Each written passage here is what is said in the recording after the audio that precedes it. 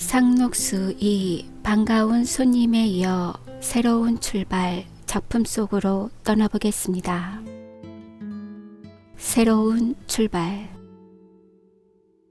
동혁은 어느 날 아침 아래와 같은 아우의 급한 편지를 받고 항공리로 돌아왔다. 사업이 첫째고 연애는 둘째, 셋째라고 하시던 형님이 여태 돌아오지를 않으시니 대체 웬일인지요. 그동안 집에는 별거가 없지만 강기천이가 형님 안 계신 동안에 회원들을 농락해가지고 우리 회관을 뺏어들려고 하니 이 편지 받으시는 대로 즉시 오세요. 건배 씨는 벌써 여러 날째 종족을 감추고 말았으니 이 일을 어떻게 하면 좋을까요?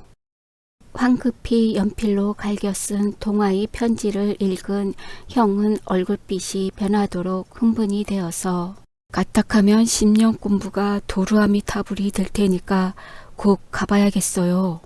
하고 영신의 붕대 교환이 끝나는 것을 기다렸다.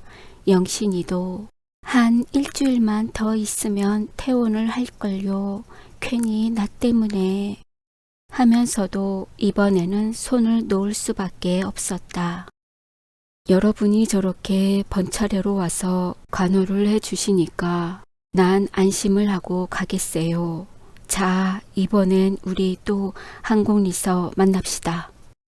하고 굳게 악수를 한 후 병실문을 획 열고는 뒤도 안 돌아다보고 나와 버렸다.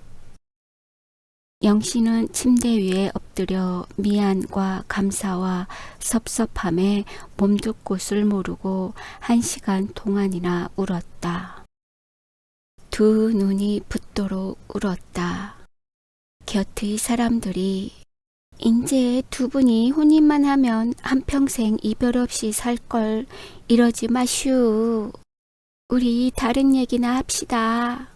하고 간곡히 위로를 해주건만 영신은 어쩐지 또다신 못 만날 것만 같아요. 이번이 마지막인가 봐요. 하고 베개 모서리를 쥐어 뜯어가며 느껴 울었다. 동혁이도 무한히 섭섭하였다. 차마 발길이 돌아서지 않는 것을 영신의 눈물을 보지 않으려고 거머리를 잡아떼듯 하고 나오기는 했어도 이렇게 급히 떠날 줄 알았다면 우리 개인의 장래에 관한 것도 좀 더 이야기를 해둘 걸 하는 후회가 길게 남았다. 그동안 결혼 이야기만 나오면 서로 손가락 셋을 펴들어 보이며 입을 막았다. 그것은 3개년 계획이 아직도 끝나지 않았다는 표시였다. 그러나 동혁은 저희가 앞으로 어떡할 작정인가, 무슨 꿍꿍이 셈을 치고 있나 하고 매우 궁금히 여기는 영신의 표정을 몇 번이나 불명히 읽었다. 그렇건만 그런 얘기는 건강이 회복된 뒤에도 늦지 않다. 하고 일부러 손가락 셋을 펴들어 보였던 것이다. 이런 생각 저런 궁리에 동혁은 눈살을 펴지 못하고 집으로 돌아왔다. 한쪽 노자는 준비해 가지고 갔었기 때문에 빨리 돌아올 수는 있어도 아버지 어머니는 대뜸 이해 없는 꾸지람을 하는데 동아의 이야기를 듣고는 더 한층 우울해졌다. 저녁 때에 들어온 사람이 밥상은 윗목에다 물려놓고 그래 기천이가 어떻겠단 말이냐 하고 물었다. 또 어디서 술을 먹었는지 눈에 흰자위가 벌겋게 충혈이 된 아우를 불러앉히고 물었던 것이다. 누가 하루 기천이가 건배 씨를 자꾸만 찾아다니고 장애까지 데리고 가서 아주 곤죽이 되도록 술을 먹이는 걸 2차례나 봤는데 지난번 일요일에는 떡 이런 소리를 꺼내겠지요. 뭐라고? 암만 해도 우리 회원 12사람만으론 너무 적은데 회관도 이렇게 새로 짓고 했으니 회원들을 더 모집하세. 그 김에 회를 대표하는 회장도 한 사람 유력자로 내야 관청 같은데 신용을 얻기가 좋지 않겠나? 그러니 내 의견에 찬성하는 사람이면 손을 들라고 그러겠지요. 그래서 몇이나 손을 들었단 말이냐? 나하고 정득이하고 그런 일은 급할 게 없으니 형님의 말을 들어보고 다시 의논도 해봐야 경계가 옳지 않느냐고 끝까지 우기면서 손을 안 들었지요. 누구누구 들었단 말이야. 오는 갑갑하구나. 석돌이가 맨 먼저 드니깐 칠룡이 삼봉이 할 것 없이 6이나 들더군요. 건배는 도대체 어느 편이야? 동혁은 시커먼 눈썹을 일으켜 세우고 아우가 무슨 일이나 저지른 것처럼 노려본다. 총회와 같은 형식을 밟지 않고도 회원 중 반수 이상의 추천이 있으면 입회를 할 수 있다. 는 규약이 있기 때문에 12사람 중에 반수가 이미 손을 들었으니까 건배 한 사람이 어느 편으로 기울어지기만 하면 좌우간에 작정이 될 형세다. 30세 이하의 남자라는 규정도 과반수의 의견이면 뜯어 고칠 수가 있는 것이다. 그래, 건배는 어느 편으로 손을 들었단 말이야? 동혁은 버쩍 다가앉으며 꾸짖듯이 묻는다. 물어볼 게 뭐 있수? 강기천이를 입회시키는데 찬성이지. 동혁은 입술을 깨물었다. 동아는 이젠 고 강기천이란 불가사리가 우리 회의 회장이야 하고 소리를 지르며 먼지가 나도록 주먹으로 기직바닥을 친다. 그동안 기천에게 매수를 당한 건배는 이른바 합법적으로 기천이를 회장으로까지 떠받들어 주고 어디로 피신을 한 것이 틀림없다. 동아는 끝까지 반대를 하고 회관 마루청을 구르며 너희 놈들은 돈을 처먹고 또 논마지기가 떨어질까봐 겁이 나서 그따위 수작을 하는지 모르지만 우리가 죽을 고생을 해서 지어놓은 집을 만만히 내놓을 듯 싶으냐? 죽어봐라 죽어봐. 어느 놈이 우리 회관을 들어서게 하나. 강기천이 아니라 강기천이 하랩이라도 다리 옹두막질 부러뜨려 놓을 테다. 하고 이빨을 뿌드득 갈며 고함을 쳤다. 그 중에도 동혁에게 절대 복종을 하는 정득이는 분을 못 참고 우리는 회장이 일 없다. 우리 선생님 하나면 고만이다. 하고 입에 개밥을 짓는데 회관의 쇳대를 맡은 갑산이는 이 의리부동한 놈들 같으니라고 우리가 누구 때문에 이만큼이나 깼느냐? 누구 덕분에 이만큼이나 단체가 되었느냐? 아 그래 우리 선생님이 없는 동안에 피땀을 흘려서 지은 집을 고리 가시하는 놈한테 팔아먹어? 하고 맨 먼저 손을 든 석돌이 멱살을 잡고 주먹으로 볼을 후려갈겼다. 건배는 어느 틈에 꽁무니를 뺐는데 석돌이와 찬성파는 침 먹은 지네 모양으로 꿈쩍도 못하고 머리를 사타구니에다 틀어박고 앉았다. 칠룡이는 손을 들어놓고도 양심에 찔리는지 훌쩍훌쩍 울고 앉았다. 찬성파는 하나도 빼놓지 않고 강도사 집의 소작인들인 것이다. 갑산이는 허리띠를 끌으더니 쇳대를 3번 4번 이빨로 매듭을 지어 꼭꼭 울매면서 우리 선생님 말이 없인 목이 베져도 안 내놓을 테다. 하고는 회원들이 나갈 때까지 지키고 섰다가 회관 문을 단단히 잠금 다음 그 허리띠를 바짝 졸라맸다. 아우에게서 자세한 경과를 들은 동혁은 영신에게 오래 있었던 것을 몇 번이나 후회하였다. 놀러 갔던 것은 아니었으나 연애와 사업은 어떠한 경우에든지 양립하기 어렵다는 것을 절실히 깨달았다. 그보다도 금방 분통이 터질 듯이 분한 것을 참을 수 없었다. 기천이가 조만간 그러한 흉책을 써서 회관을 점령하려는 눈치를 짐작 못했던 것도 아니니 도리어 괴이적을 것이 없다. 그러나 이제까지 같은 지식분자로 손을 잡고 동네 일을 시작하였고 함께 온갖 고생을 참아오던 건배가 마음이 변해서 간기천의 주구 노릇까지 하게 된 데는 피를 토하고 싶도록 분하였다. 과거의 자별하던 우정으로서 이번 행동을 호의로 해석하려는 마음의 여유를 가지려고 하면서도 오직 원수의 구복 때문에 참다 못해서 지조를 팔고 다만 하나뿐이었던 동지를 그나마 출타한 동안에 배반한 생각을 하니 눈물이 뜨끈하게 솟았다.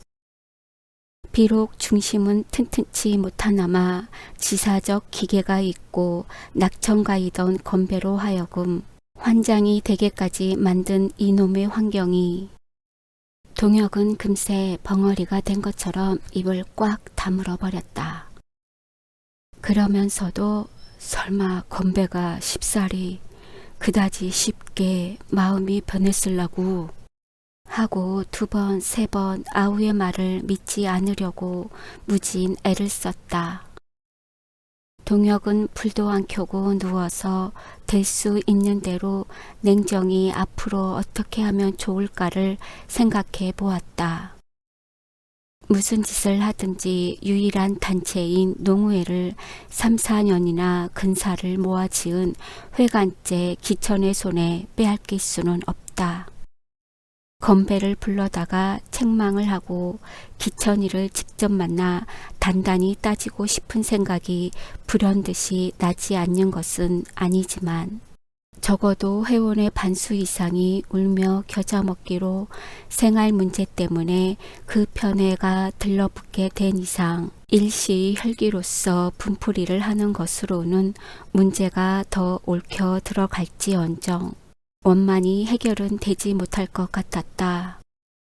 성미가 관수같이 괄괄한 동아가 아이 그놈의 자식을 그대로 두고 본단 말이유? 내 눈에만 띄어보. 되지지 않을 만큼 패주고 말 테니. 진역 사는 게 농사 짓는 것보다 수월하다는데 겁날 게 뭐유? 하고 팔을 뽐내는 것을 아서라 그건 모기를 보고 환도를 뽑는 격이지. 그보다 더 큰 적수를 만나면 어떡하련? 완력으로 될 일이 있고 안 되는 일도 있는 걸 알아야 한다. 넌 아직 나 하라는 대로 가만히 있어. 하고 타일렀다. 그것도 폭력으로는 되지 않을 성질의 일인 것을 알고 있기 때문이다. 그는 별별 생각을 다 해보다가 한 가지 도리밖에 없다 하고 부르짖으며 발길로 벽을 걷어차고 일어났다. 그들의 빚을 갚아주는 것이다. 강가의 집 소작을 안에 먹고도 살 수 있게 만들어주는 것이다. 말은 간단하다. 단 2마디밖에 안 된다. 그러나 그 간단한 말은 동혁의 어깨가 휘도록 무거웠다. 현재의 저희 미약한 힘으로는 도저히 실행할 가능성이 없는 일일 것 같았다. 그 근본책을 알고도 손을 대지 못하는 동혁의 고민은 컸다. 결국은 한 그릇의 밥이 인간의 정신을 지배한다. 더군다나 농민은 먹는 것으로 하늘을 삼는다고 옛날부터 드러내려오지 않았는가.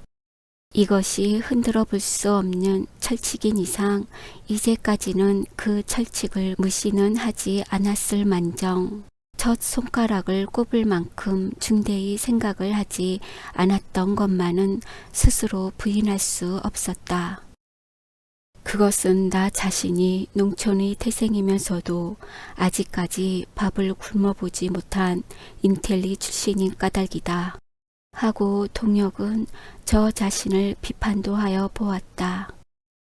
이제까지 단체를 조직하고 글을 가르치고 회관을 번듯하게 지으려고 한 것은 요컨대 메마른 땅에다가 암모니아나 과인산석회 같은 화학 비료를 주어 농작물이 그저 엄부렁하게 자라는 것을 보려는 성급한 수단이 아니었던가?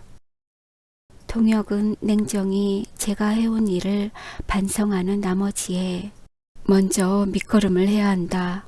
흠신 썩은 태비를 깊숙이 주어서 눈바닥이 시커멓도록 걸게 한 뒤에 곡식을 심는 것이 일의 순서다.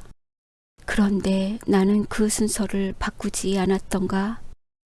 하고 혼잣말을 하고 또다시 눈을 딱 감고 앉았다가 지 반채를 가지고 다툴 때가 아니다.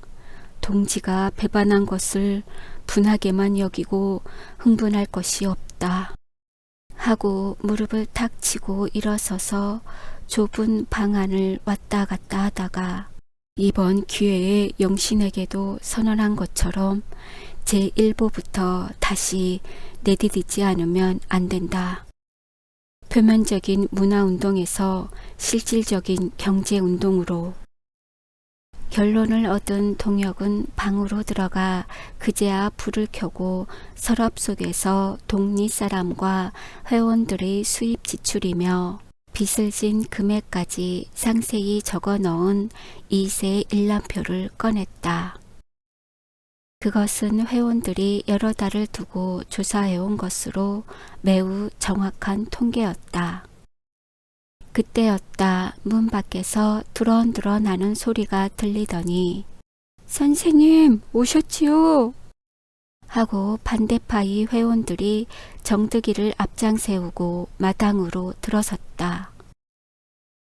방 안에 가득 들어앉은 회원들의 입에서 비분에 넘치는 호소를 받을 때 동혁이도 다시금 흥분이 되지 않는 것은 아니건만 참세 참을 수 없는 걸 참는 게 정말 참을 줄 아는 거라네 하고 아무튼 너무 떠들면 일이 되레 크게만 벌어지는 법이니 얼마 동안 모든 걸 내게 맡겨주게 따로 생각하는 일도 있으니 하고 거듭 제가 그동안에 동리를 떠나 없었던 것을 사과하였다.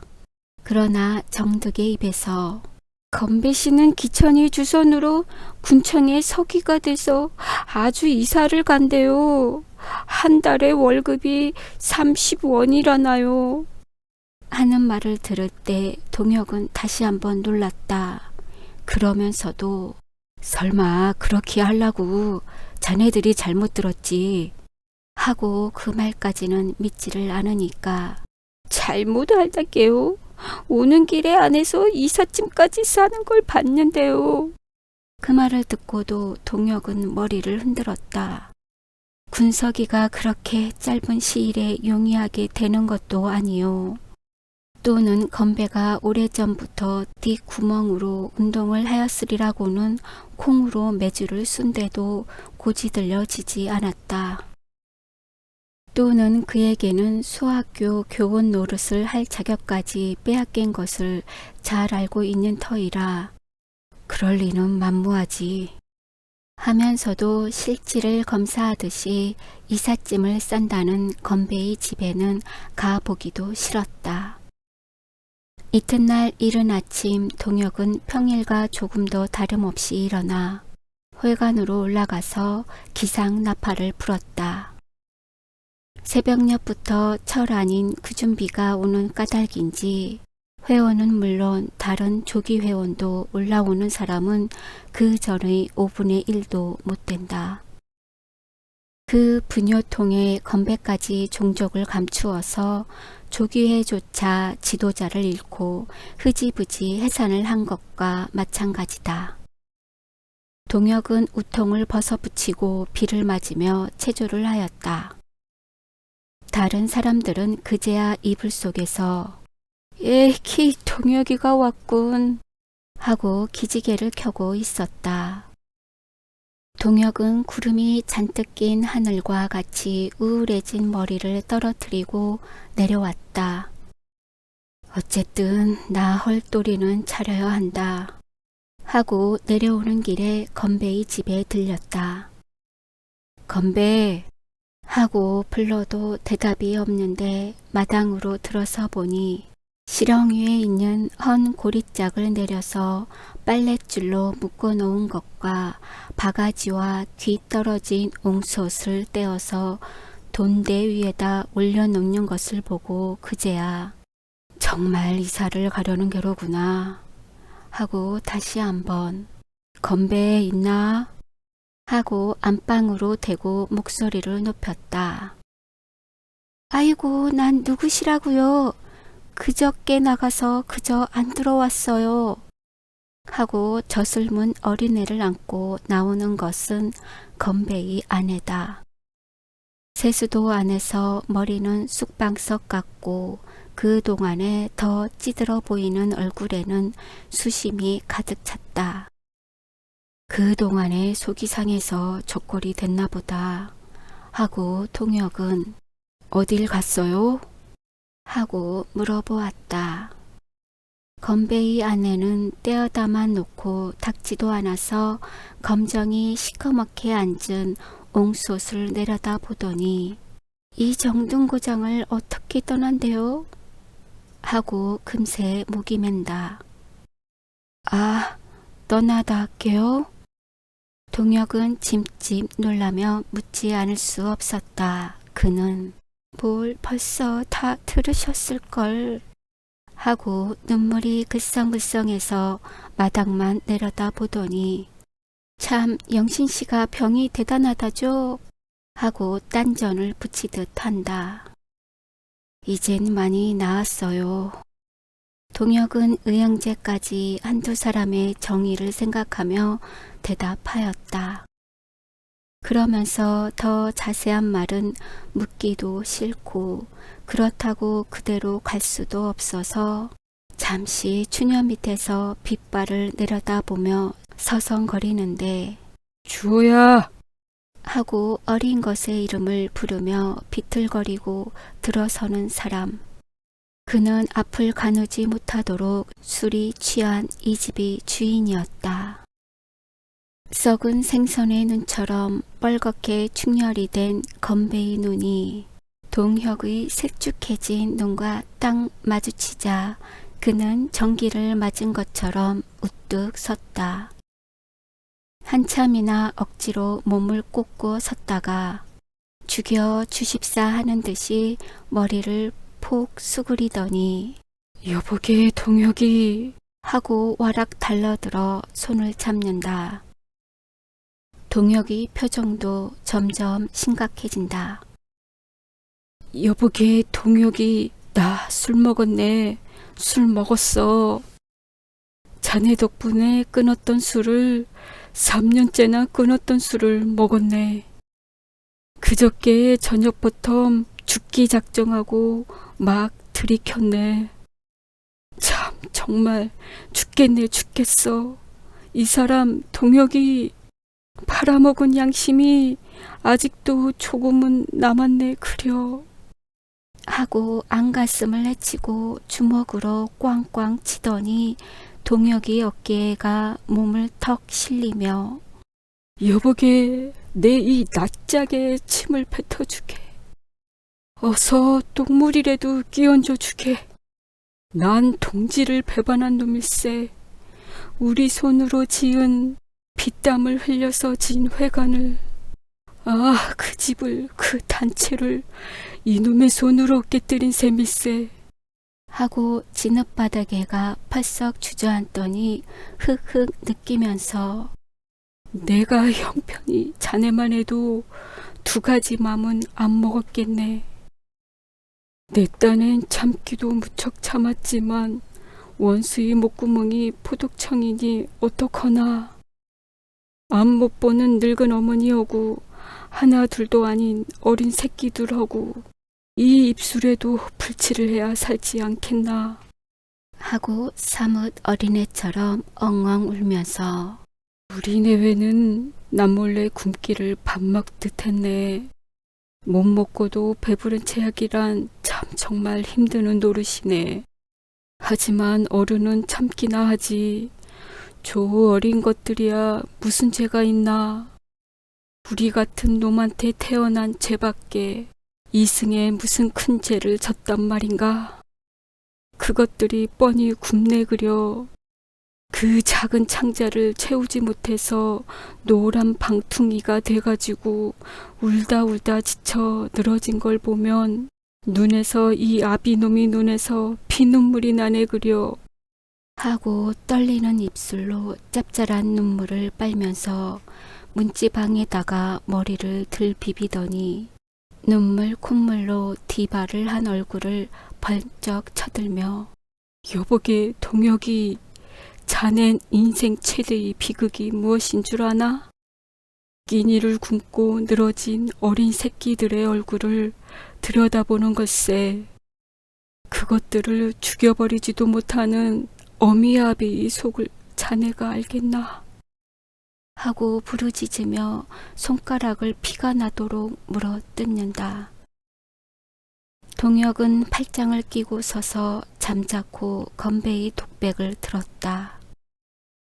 적덩어리 같은 그 무엇이 치밀어 오르는 듯한 것을 억지로 참고 섰으려니 건배만큼이나 마음이 괴로웠다. 비록 술은 취했으나마 그 기다란 몸을 진흙 바닥에다 굴리면서 통곡을 하다시피 하는 것을 볼 때 달려들어 마주 얼싸안고 실컷 울고 싶었다. 가슴이 메어지는 것 같아서 말대꾸도 못하였다. 아내가 듣다 못해서 마당으로 내려오며 이거 창피스레 왜 이러우, 어서 들어갑시다. 제발 방으로나 들어가요. 하고 잡아 끌어도 건배는 막무가내로 뻗디딘다. 동혁은 그제야 건배의 겨드랑이를 부축해 일으켰다. 여보게 건배, 어서 일어나게. 가을이 돼도 벼 한 섬 못 들여놓고 지낸 자네 사정을 어찌 내가 모르겠나. 이런 경우에 자네를 힘껏 붙잡지를 못하는 게 무한히 슬플 뿐일세. 이번에 가면 아주 가겠나. 또다시 모일 날이 있겠지. 더 단단히 악수를 할 날이 있겠지. 난 이 마당에서 다른 말은 하기가 싫으이. 기왕 그렇게 된 일이니 자네의 맘이 다시는 변치 말고 있다가 더 큰 일을 할 때 만날 것을 믿고 있겠네. 건배는 동혁이가 뜻밖의 조금 더 저희 탓을 하거나 몰아대지를 않는 것이 고마워서 동혁의 손을 힘껏 잡으며 이 손을 어떻게 놓나, 응? 이 손을 어떻게 놔? 이 항공리를 차마 어떻게 떠난단 말인가? 정을 베는 칼은 없어. 없나? 인정을 베는 칼은 없어? 하고 손을 벌리더니 연기에 시커멓게 그을고 밑동이 반이나 썩은 마룻기 등을 두 팔로 부둥켜 안고 울음 섞인 목소리로 한 주먹도 움켜쥐고 놓치지 말아라. 이 목숨이 끊지도록 붙도우며 나가세. 하고 애안각 끝구절을 목청껏 부르더니 그 자리에 쓰러지며 흑흑 느끼기만 한다. 그의 머리와 등허리에는 찬비가 어느덧 진돗개비로 변해서 질금질금 쏟아져 내린다. 건배가 떠나는 날 동혁은 오리 밖까지 나가서 전송을 하였다. 몇 해 전 교원 노릇을 할 때 입던 것인지 무릎이 나가게 된 스메에리 양복을 입고 흐느적 풀이 죽어서 걸어가는 뒷모양을 동혁은 눈물 없이는 바라다 볼 수가 없었다. 밝기도 전에 도망꾼과 다름없이 떠나는 길이라 작별의 인사나마 정답게 하러 나온 사람도 두엇밖에는 눈에 띄지 않았다. 어린 것들을 이끌고 눈에 잠이 가득한 작은 애를 들쳐업은 건배의 아내는 눈물이 앞을 가려서 걷지를 못하다가 동리가 내려다 보이는 마루터기 위까지 올라가서는 서리 찬 풀밭에 펄썩 주저앉았다. 한참이나 자기가 살던 동리 산청과 오막살이들을 넋을 잃고 내려다 보다가 남편에게 끌려서 그 고개를 넘으면서도 돌아다 보고 하는 것이 먼 빛으로 보이더니 그나마 아침 햇빛을 등지고 안개에서 사라져 버렸다. 기천이가 건배의 빚을 갚아주고 신분까지 보증을 하여서 하루 1급을 받는 임시 고원이 되어 간다는 것은 그의 아내의 입을 통해서 알았다. 군청에 사람이 째서 몇 달 동안 서역을 시키려고 임시로 채용한 것이니까 그나마 언제 떨어질는지 모르는 뜨내기 벌이다. 그러나 조만간 끊어질 줄 알면서도 건배는 그만한 밥줄이나마 물지 않을 수가 없었던 것이다. 동혁은 동리로 돌아오면서 오는 자를 막기도 어렵고 가는 자를 억지로 붙들 수도 없는 노릇이다 하고 긴 한숨을 짓고는 그 길로 회원의 집을 따로따로 호별 방문을 하였다. 그것은 강기천이와 겪고 틀려는 음모를 하려는 것도 아니요. 반대 운동을 일으키려고 책동을 하려는 것도 아니었다. 자, 우리 기왕에 그렇게 된 일을 가지고 왁작지껄 떠들기만 하면 무슨 소용이 있나? 누가 잘하고 잘못한 것도 따지지 말고 어느 시기까지는 우리가 할 일만 눈 딱 감고 하세. 하고는 미리 불평을 막았다. 그는 기천에게 매수된 회원에게도 똑같은 태도로 임하였다. 석돌이와 칠룡이 같은 회원은 동혁을 보더니 질겁해서 지구멍으로라도 들어가려고 드는 것을 이 사람 내 얼굴을 바로 쳐다보지 못할 짓들을 누가 하랬나? 하고 너그럽게 웃어 보이면서 전 일과 조금도 다름없이 은근하게 난 이런 생각을 하는데 자네들 의향은 어떨는지 하고 조끼 주머니에서 서류를 꺼내 놓으며 자, 누구누구 할 것 없이 우리 어떻게 빚버텀 갚을 도리를 차려보세. 빚진 죄인이라고 남의 앞에 머리를 들고 살려면 우선 빚버텀 먼저 넘겨야 하지 않겠나? 그야 이를 말씀이에요. 어느 회원은 동혁이가 은행의 담이나 뚫어가지고 온 것처럼 그 말에는 귀가 번쩍 뜨이는 눈치다. 그렇게만 되면야 우리도 다리를 뻗고 자겠지만 하면서도 무슨 방법으로 갚자는지를 몰라서 동혁의 턱을 쳐다본다. 그런데 우리 회원들이 강 도사 집에 농채니 상채로 또는 혼채로 진 빚을 쳐보니까 본전만 거의 400원이나 되네 그려. 그러니 또박또박 오픈 변을 물어가면서 기한에 못 갖다 바치면 그 변리까지 축혐해서 그 원리금에 대한 오픈 변리를 또 물고 있지 않는가? 허구 보니 자네들의 빚이 벌써 얻어 쓴 돈이 3배도 더 늘었네 그려. 주먹국으로 따져봐도 1,400원 턱이나 되니 자네들이 무슨 뾰족한 수가 생겨서 그 엄청난 빚을 갚아보겠나. 어이구 1,400원. 갑산이가 새삼스럽게 놀라며 혀를 빼문다. 그게 또 자꾸만 새끼를 칠 테니 어떻게 되겠나? 몸서리가 처지도록 무섭지가 않은가? 그러니 세상 별별 짓을 다 해도 갚을 도리가 있어야죠. 그저 톳도지도 못 물고 있는 사람이 반이나 되는데요. 그러길래 말이세. 그 빚을 어떻게 갚든지 내게다만 죄다 맡겨주겠나? 그것부터 말하게. 그야 두말할 게 있세요. 빚만 갚게 해주신다면 맡기고 여부가 없습죠. 하는 것이 이구동성이다. 그럼 나 하는 대로 꼭 해야 하네. 나중에 두말 못하느니.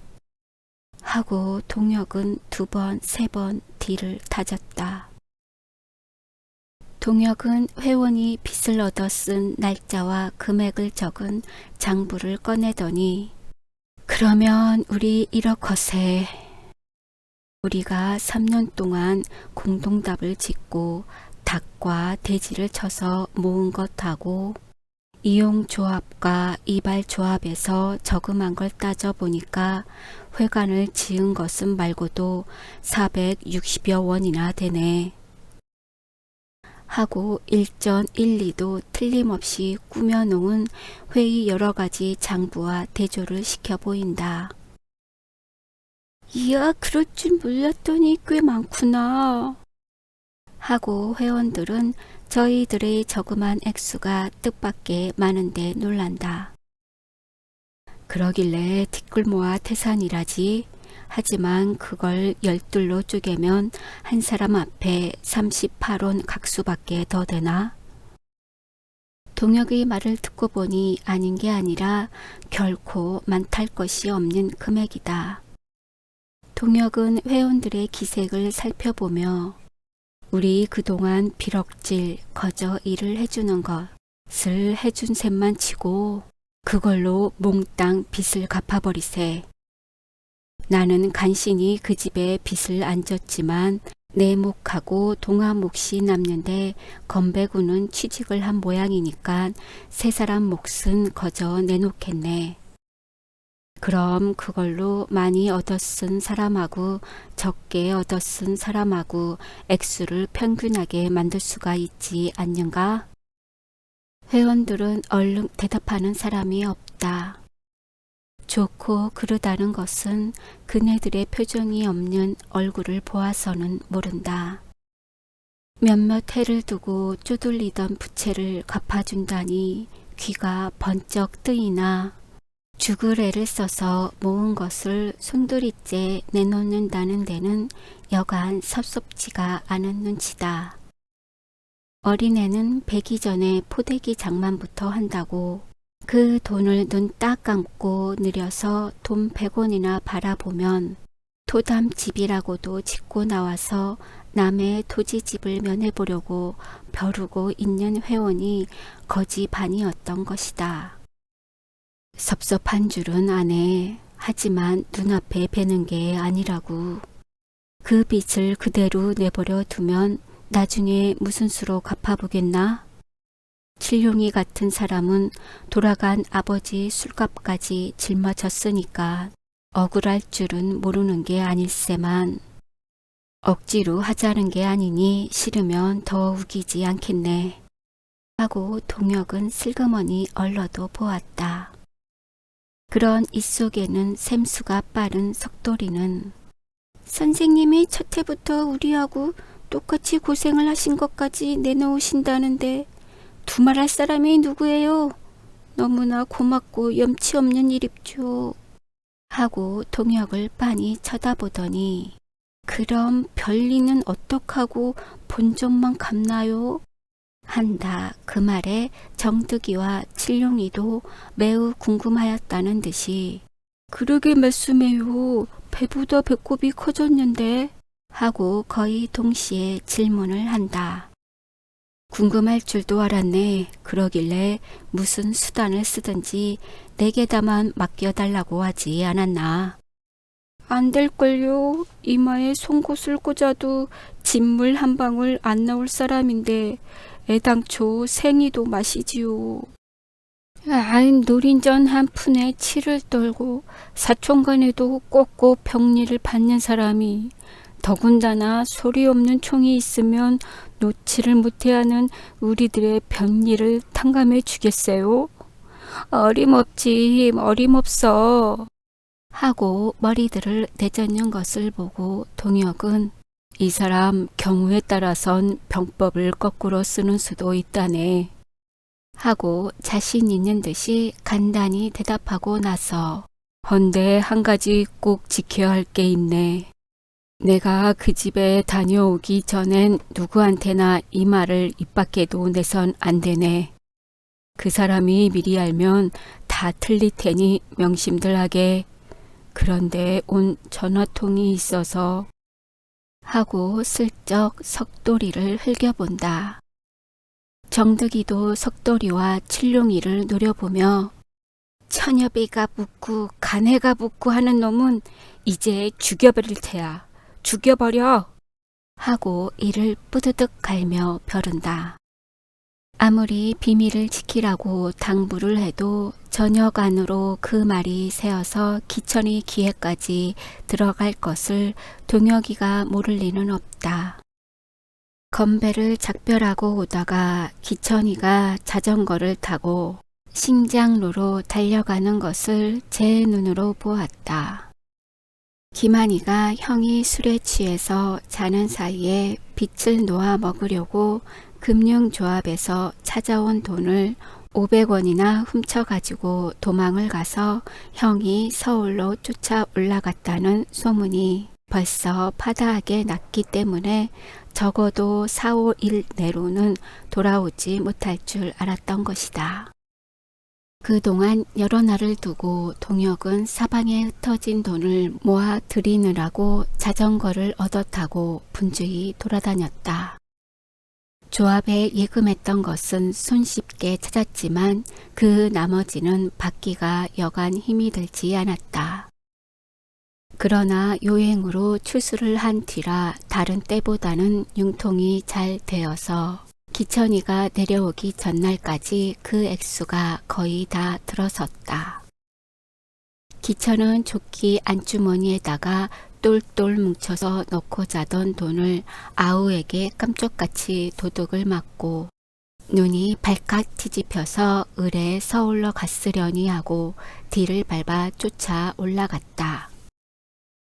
그러나 서울은 공진회 때와 박람회 때에 구경을 했을 뿐이라 생소해서 무턱대고 찾아다닐 수도 없어 경찰서에 수색원까지 개출했건만 친형제간에 돈을 훔친 것은 범죄가 구성되지 않기 때문에 도리어 찾게 되면 통지할 테니 내려가 있으라 는 주의를 받고 그 아까운 노자만 쓰고 내려왔다. 집에 와서는 콩 튀듯 팥 튀듯 하며 만만한 집안 식구에게만 화풀이를 한다는 소문이 벌써 동혁이 귀에도 들어갔다.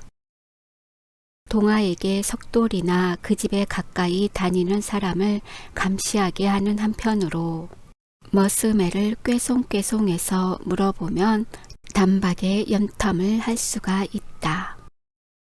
화가 꾸뚝까지 오른 판인데 잘 들어먹을까?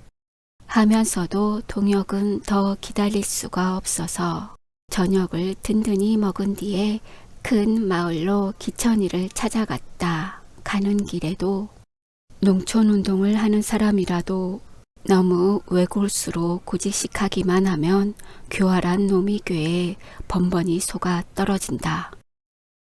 과거의 경험으로 보더라도 제 양심을 속이지 않는 정도로는 꾀를 써야 하겠다 하고 종래와는 수작하는 태도를 변해보리라 하였다.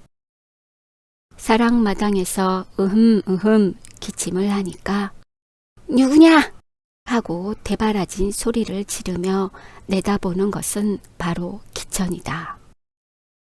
그동안 경행을 하셨더라지요 하고 동혁은 뻣뻣한 소리를 댈 수 있는 대로 굽혀 보였다. 아, 동혁인가? 그렇잖아도 좀 만나려고 했더니 기천은 마루에 나오며 한 10년 만에 만나는 친구처럼 어서 이리 들어오게 하면서 동혁을 반가이 맞아들인다.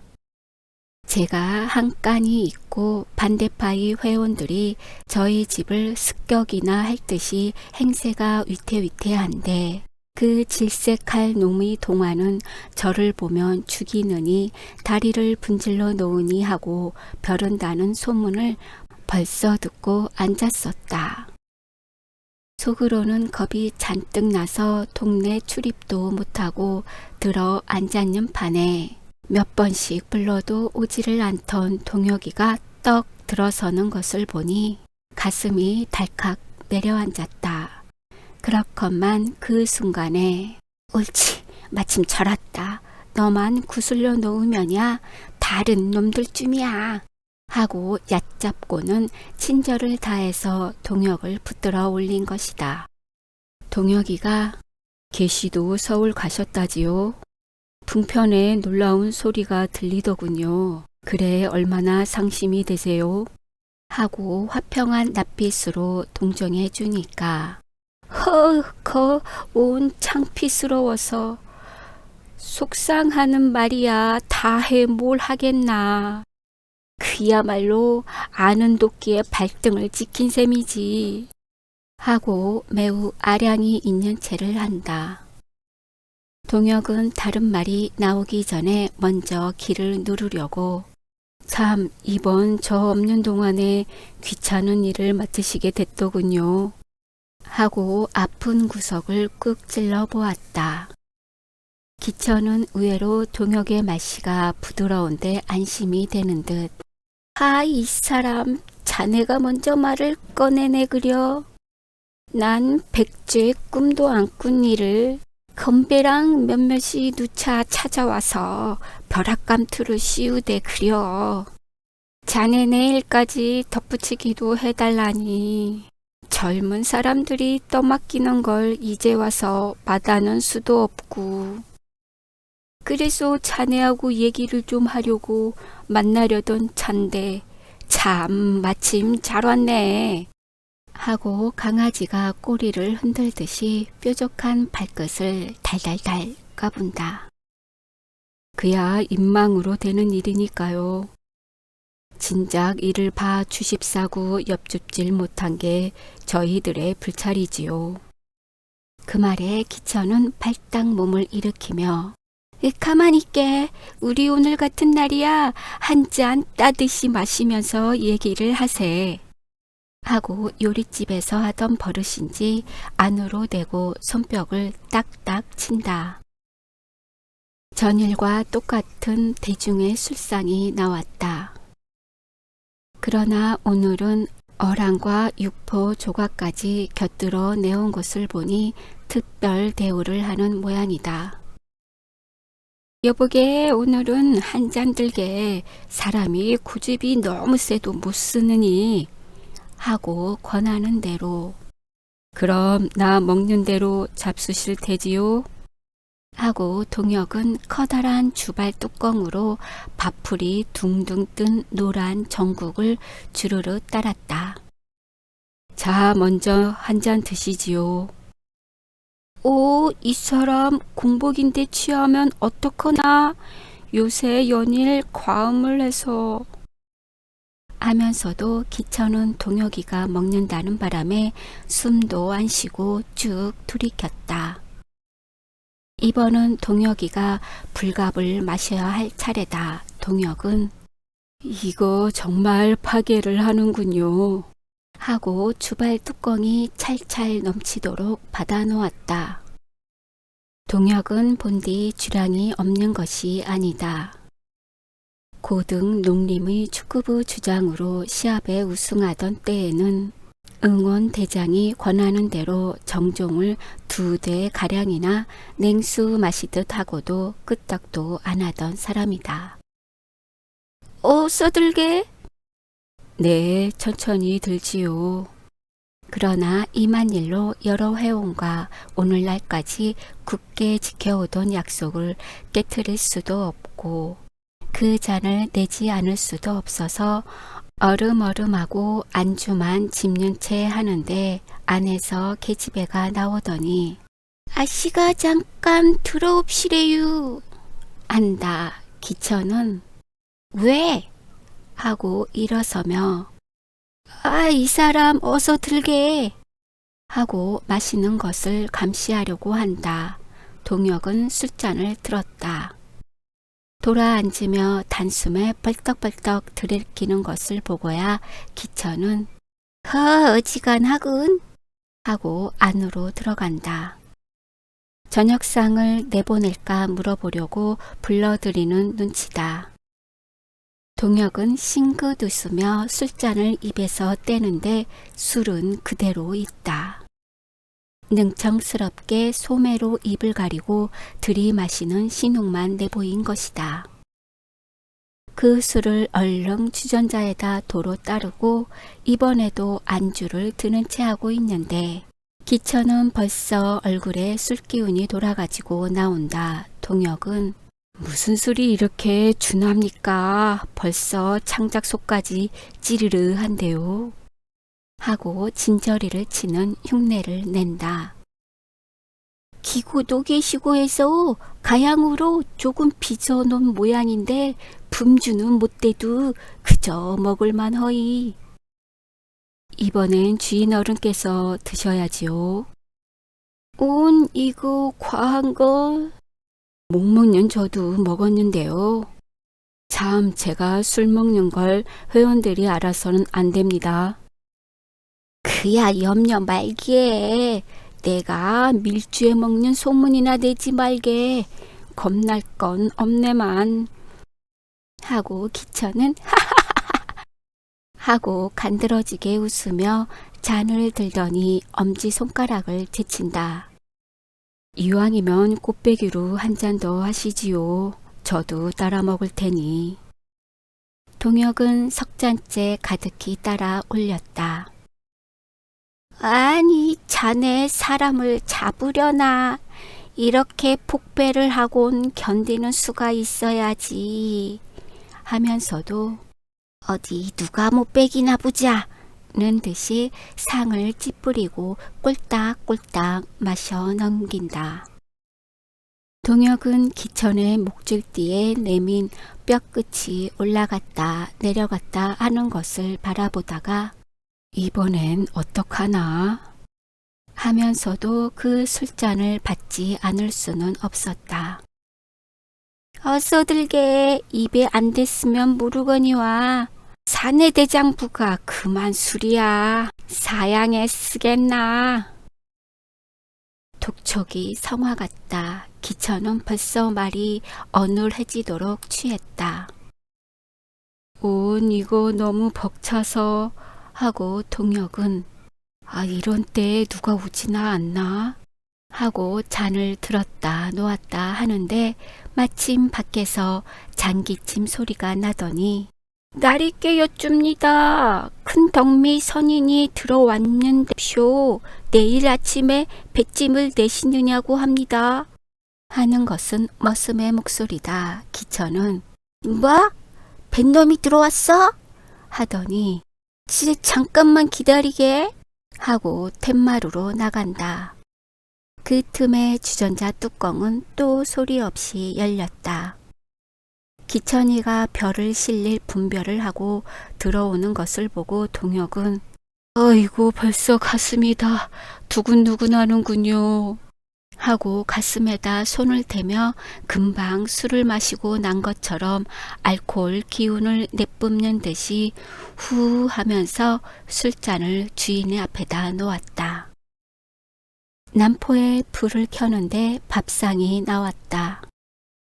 반주가 또 한 주전자나 묵직하게 나오고 어느 틈에 닭을 다 볶아서 주인과 겸상을 하였다. 기천이가 상놈하고 겸상을 해보기는 생후 처음이리라.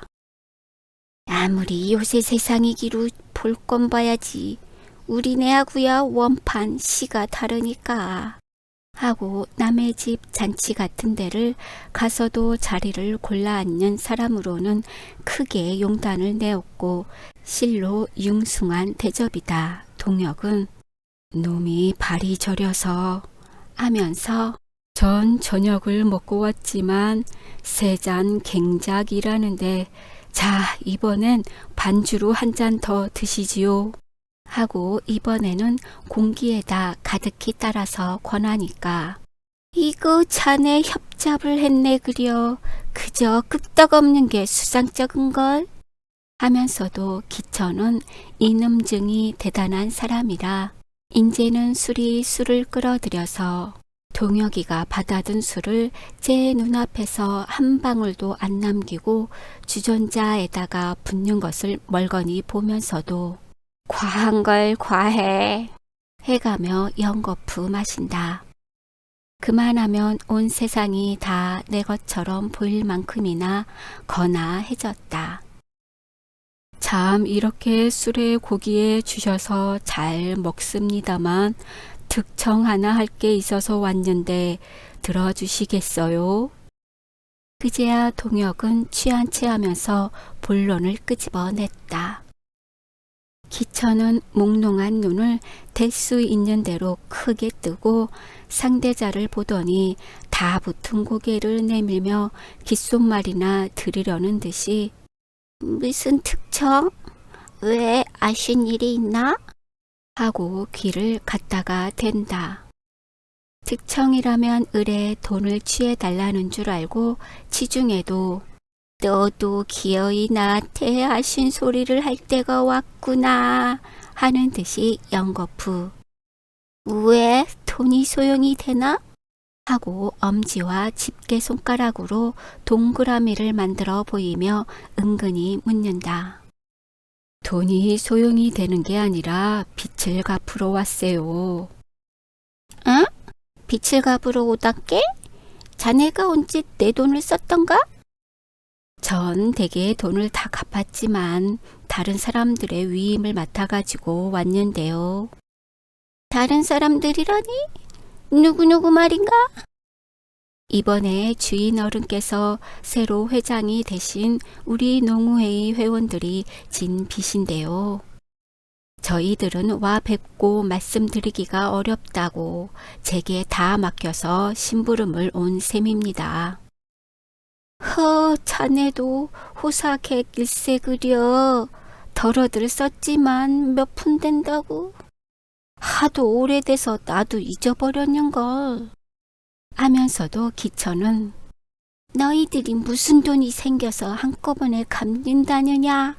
는 듯이 고개를 까댁까댁 하면서 따개질을 하듯이 동혁의 눈치를 살핀다. 수고스러우시지만 뭐 적어두신 게 있을 테니 좀 꺼내 보셨으면 좋겠는데요. 그 말을 듣자 기천은 딴전을 붙이듯 여보게 우리 그런 얘긴 뒀다 하세. 술이 취해서 지금 흥숭망숭한데. 하고 고리대금업자는 살금살금 꽁무니를 뺀다. 동혁은 버쩍 다가앉으며 아니올시다. 일이 좀 급한데요. 참 술김에 비밀이 엿줍는 말씀이지만 주인 어른께서 우리 회의 회장이 되신 데 대해서 불평을 품는 젊은 사람들이 있는 줄은 짐작하시겠지요. 그 중에 몇몇은 혈기가 대단해서 제 손으로는 꺾을 수가 없는데 이번에 좀 후하게 인심을 써주셔야 과격한 행동까지 하려고 벼르는 청년들을 어떻게 주물러 볼 수가 있겠어요. 사세가 매우 급하길래 이렇게 찾아뵙고 무사히 타협을 하시도록 하는 게니 나중에 후회가 없으시도록 하시는 게 상책일 것 같아요. 점잖으신 처지에 혹시 길거리에서라도 젊은 사람들한테 단단히 창피를 당하시면 거 모양이 됐습니까? 하고 타이르듯 하니까 기천은 아니 자네가 날 위협을 하는 셈인가? 하고 발끈하고 쐰다. 동혁은 정색을 하며 온 천만의 위협이라뇨. 그렇게 오해를 하신다면 무슨 일이 생기든 저 버텀 발을 뺄 테니 맘대로 해보세요. 하고 정말 슬그머니 을러매었다. 기천은 상을 물리고 담배를 붙여 물었다. 숨이 가쁜 듯 벽에가 기대어 새근새근하며 한참이나 댐을 부리만 잘강잘강 씹다가 그야 웃음의 말일세만 내 귀에도 이런 말 저런 말 들리대. 저희들이 날 어쩌기야 하겠나만 아닌 게 아니라 모두 마구 뚫는 창구멍 같아서 걱정일세. 나 없는 새 회관 문짝을 걷어차서 떼어놨다니 온 그런 무지막지한 놈들이 있나? 하나 자네 같은 체면도 알고 지각 있는 사람이 있으니까 좋도록 무마를 시켜줄 줄 믿네. 하고 금세 한풀이 꺾인다. 그러니까 뒷일은 제게다만 맡겨주시고 그 대신 제 말씀을 들어주셔야 합니다. 하고 동혁은 바짝 들러붙었다.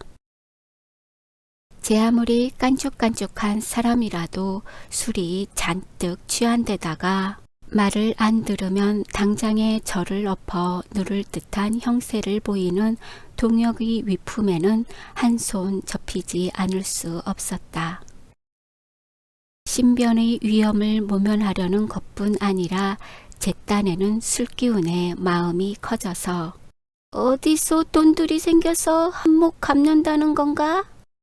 하며 머리맡의 문갑을 열고 그 비밀로 넣어둔 치부책을 꺼내는데 열쇠가 제 구멍을 찾지 못할 만큼이나 수전증이 나서 이 구멍 저 구멍 허투루 꽂다가 열었다. 동혁은 그 돈이 3, 4년 동안이나 죽을 애를 써서 모은 돈이라는 것을 설명하고 서류를 꺼내서 채권자가 적어둔 것과 차용 증서를 일일이 대조를 해서 금액을 맞추어 본 뒤에 수건에 꼭꼭 싸서 허리에 차고 온 지정문치를 꺼내더니 자, 세 보시지요 하고 밀어 놓는다. 기천의 눈은 번해졌다. 단백질이 노랗게 앉은 손가락에 침치를 해가며 지저를 세어보더니 이걸로야 빠듯이 본좀밖에 안 되네 그려? 하고 변색을 한다. 동혁은 이때를 놓치면 안 된다. 하고 위험있게 기천을 똑바로 쏘아보며 아니 그럼 오픈변으로 놓은 걸 변리까지 다 받으실 줄 아셨던가요? 법정이자도 2푼오리밖에 안 되는데 그 사람들의 사패를 봐 주십사고 제가 일부러 온 게 아니겠어요? 그 사람들이 안 내겠다고 버티면 어떡하실 탭니까? 그 여러 사람을 걸어 재판을 하려면 소송 비용이 얼마나 들지도 따져보면 아시겠지요. 하고 무릎이 마주 닿도록 더 부쩍 다가앉는다. 기천은 바위덩이만한 사람에게 짓눌린 것 같아서 저놈이 여차하면 날 한 구석에다 몰아놓고 목줄띠라도 조르지 않을까? 하고 속으로는 겁이 났다. 그러면서도 여보게 내가 자선 사업으로 돈놀이를 하는 줄 알았나? 인제 와서 1,000원돈에 가까운 이자를 한 푼도 받지 말라는 거야 될 뻔이나 한 수작인가? 하고 실토를 하면서 앙 버틴다. 동혁은 그 말에 정말로 흥분이 되어서 아 그래 회장 체면에 앞으로도 고리대금을 해 자실 탭니까? 그만큼 긁어 모았으면 흡족하지.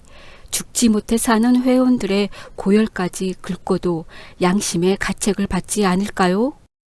그 돈인즉슨 조합에 근저당을 해놓고 한 푼도 못 되는 변리로 얻어다가 5푼씩 심하면 장병까지 놓은 게 아닙니까? 하고 목소리를 버럭 높이며 목침을 들어 장판바닥이 움푹 들어가도록 탁 내리쳤다. 그와 동시에 기천의 가슴도 쿵 하고 울렸다. 그래도 기천은 눈살을 잔뜩 찌푸리고 노랑 수염만 배틀어 올리면서 끙끙하고 안간힘을 쓰더니 최후로 용기를 내어 발악하듯 난 할 수 없네! 하고 딱 잡아댄다. 기한을 몇 번만 넘기면 채무자를 불러다 세워놓고 이놈아, 이 목을 베고 죄를 칠 놈 같으니라고. 외손 씨아에 불알을 넣고는 베겨도 내 돈을 먹고 못 베길라. 하고 진땀이 나도록 기름을 짜던 솜씨라 아무리 동혁의 앞이라도 돈에 들어서만은 저의 본색을 나타내는 것이다. 정할 수 없을까요? 동혁의 얼굴은 뻘개졌다. 시근거리는 숨소리가 유난히 크게 들린다. 2번 말할 게 있나? 할 수 없으니깐 할 수 없다는 게지. 그 말을 듣자 그럼 나 역시 할 수 없세다. 우격으로 될 일이 아니니까요. 하고 기천의 손에 내놓았던 지점 뭉치를 도로 집어 꼭꼭 싸서 허리춤에 다 차며 하지만 이 돈은 조련이 받지 못할 줄 아세요. 앞으로 무슨 일이 생기든 나는 책임을 질 수도 없고요. 하고 목침을 걷어차며 벌떡 일어섰다. 동혁이가 장지를 탁 닦고 나갈 때까지 기천은 닭싹도 안 하고 앉았다가 신발 소리가 어둠 침침한 마당으로 내려가는 것을 듣고야 발딱 일어나서 여보게, 날 좀 보게. 하고 쫓아 나갔다. 아무리 생각해 보아도 동혁의 말맞다나 까딱하면 본전도 건지기가 어렵고 두고두고 녹여서 받는데도 여간 힘이 들 것 같지가 않았던 것이다. 게다가 김한이에게 500원이나 급전을 도둑맞아서 그 벌충을 대야만 되게 된 형편인데 또 한편으로는 동혁이가 감정이 잔뜩 난 회원들을 선동해 가지고 밤중에 습격이라도 할 것 같아서 미상불 겁이 났던 것이다. 왜 그러세요? 동혁의 대답은 매우 퉁명스럽다. 이리 잠깐만 들어오게. 들어간 뭘 하나요? 글쎄, 잠깐만 들어와. 이 사람 왜 그렇게 병통수가 없나? 동혁은 못 이기는 체하고 따라 들어갔다. 그거 일이 되게 오이패 없앤 셈만 치지. 하고 기천은 손을 벌린다. 동혁은 그럼 그 차용증서 모아둔 걸 이리 주시지요. 하고 돈과 차용증서를 바꾸어 들었다. 그리고는 눈을 끔뻑끔뻑 하더니 매사는 부려 튼튼이라는데 돈을 한 푼도 안 남기고 다 받았다는 표를 하나 써 주시지요. 해서 빚 갚는 증서를 쓰이고 도장까지 찍게 하였다. 동혁은 그제야 수십 장이나 되는 인찰지를 구겨지고 한참이나 들여다보다가 잿더리 위에 성냥을 집어 확 그어 대었다.